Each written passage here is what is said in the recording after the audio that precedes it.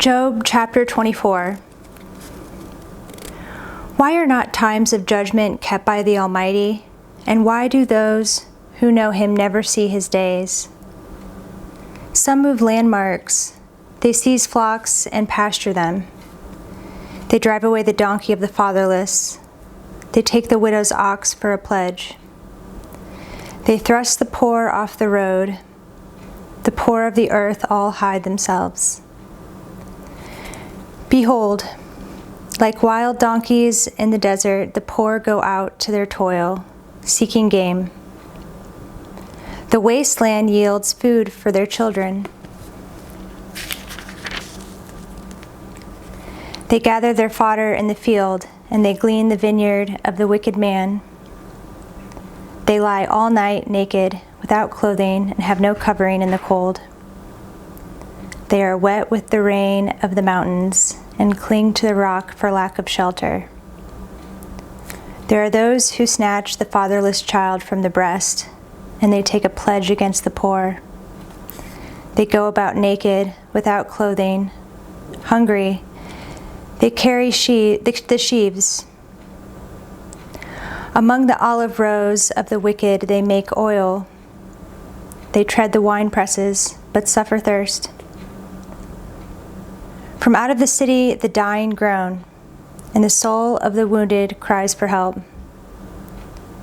Yet God charges no one with wrong. There are those who rebel against the light, who are not acquainted with its ways, and do not stay in its paths. The murderer rises before it is light, that he may kill the poor and needy, and in the night he is like a thief. The eye of the adulterer also waits for the twilight, saying, "No eye will see me," and he veils his face. In the dark they dig through houses. By day they shut themselves up. They do not know the light. For deep darkness is morning to all of them, for they are friends with the terrors of deep darkness. You say, "Swift are they on the face of the waters. Their portion is cursed in the land. No treader turns toward their vineyards. Drought and heat snatch away the snow waters. So does Sheol those who have sinned. The womb forgets them. The worm finds them sweet. They are no longer remembered, so wickedness is broken like a tree. They wrong the barren, childless woman and do no good to the widow. Yet God prolongs the life of the mighty by his power. They rise up when they despair of life. He gives them security, and they are supported, and his eyes are upon their ways. They are exalted a little while, and then are gone. They are brought low and gathered up like all others. They are cut off like the heads of grain. If it is not so, who will prove me a liar and show that there is nothing in what I say? Chapter 25. Bildad Speaks. Man cannot be righteous. Then Bildad the Shuhite answered and said, Dominion and fear are with God. He makes peace in his high heaven.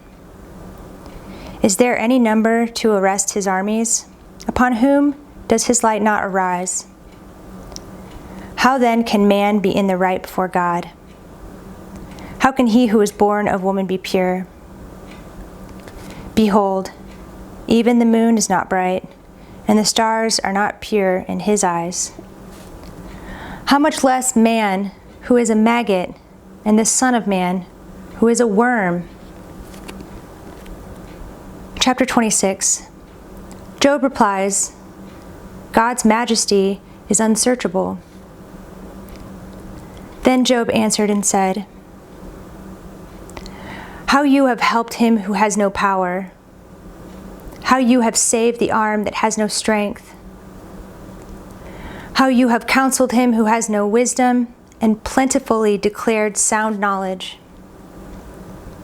With whose help have you uttered words, and whose breath has come out from you? The dead tremble under the waters and their inhabitants. Sheol is naked before God, and Abaddon has no covering. He stretches out the north over the void and hangs the earth on nothing. He binds up the waters in his thick clouds, and the cloud is not split open under them. He covers the face of the full moon and spreads over it his cloud. He has inscribed a circle on the face of the waters at the boundary between light and darkness. The pillars of heaven tremble and are astounded at his rebuke. By his power he stilled the sea. By his understanding he shattered Rahab. By his wind the heavens were made fair. His hand pierced the fleeing serpent. Behold, these are but the outskirts of his ways, and how small a whisper do we hear of him. But the thunder of his power, who can understand? Chapter 27. Job continues, I will maintain my integrity. And Job again took up his discourse and said, As God lives, who has taken away my right, and the Almighty, who has made my soul bitter, as long as my breath is in me, and the Spirit of God is in my nostrils, my lips will not speak falsehood, and my tongue will not utter deceit. Far be it from me to say that you are right. Till I die, I will not put away my integrity from me. I hold fast my righteousness and will not let it go. My heart does not reproach me for any of my days. Let my enemy be as the wicked, and let him who rises up against me be as the unrighteous. For what is the hope of the godless when God cuts him off, when God takes away his life? Will God hear his cry when distress comes upon him? Will he take delight in the Almighty? Will he call upon God at all times? I will teach you concerning the hand of God. What is with the Almighty I will not conceal. Behold, all of you have seen it yourselves. Why then have you become altogether vain? This is the portion of a wicked man with God, and the heritage that oppressors receive from the Almighty.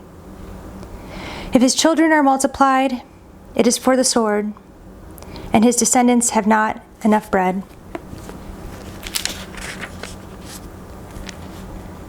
Those who survive him, the pestilence buries, and his widows do not weep.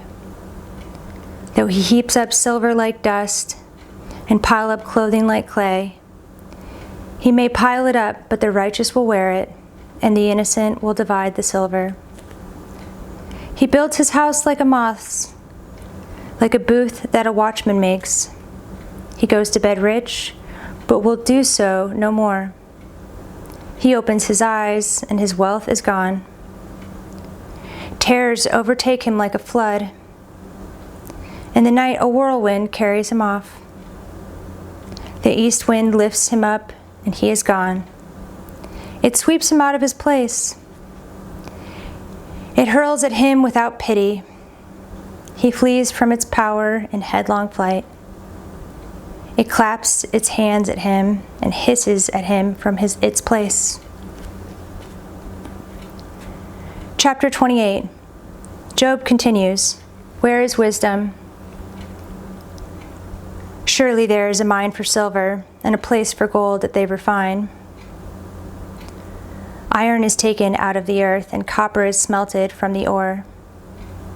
Man puts an end to darkness and searches out to the farthest limit, the ore in gloom and deep darkness.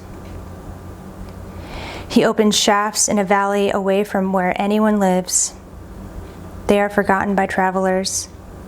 They hang in the air, far away from mankind. They swing to and fro. As for the earth, out of it comes bread, but underneath it is churned up as by fire. Its stones are the place of sapphires, and it has dust of gold. That path no bird of prey knows, and the falcon's eye has not seen it. The proud beasts have not trodden it. The lion has not passed over it. Man puts his hand to the flinty rock and overturns mountains by the roots. He cuts out channels in the rocks, and his eye sees every precious thing. He dams up the streams so that they do not trickle, and the thing that is hidden he brings out to light. But where shall wisdom be found? And where is the place of understanding? Man does not know its worth, and it is not found in the land of the living. The deep says, "It is not in me," and the sea says, "It is not with me." It cannot be bought for gold, and silver cannot be weighed as its price. It cannot be valued in the gold of Ophir, in precious onyx or sapphire. Gold and glass cannot equal it, nor can it be exchanged for jewels of fine gold. No mention shall be made of coral or of crystal. The price of wisdom is above pearls. The topaz of Ethiopia cannot equal it, nor can it be valued in pure gold. From where, then, does wisdom come? And where is the place of understanding? It is hidden from the eyes of all living and concealed from the birds of the air.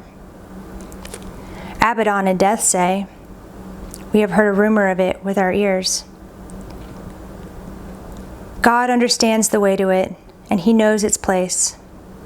For he looks to the ends of the earth and sees everything under the heavens. When he gave to the wind its weight, and apportioned the waters by measure, when he made a decree for the rain and a way for the lightning of the thunder, then he saw it and declared it. He established it and searched it out. And he said to man, "Behold, the fear of the Lord, that is wisdom, and to turn away from evil is understanding."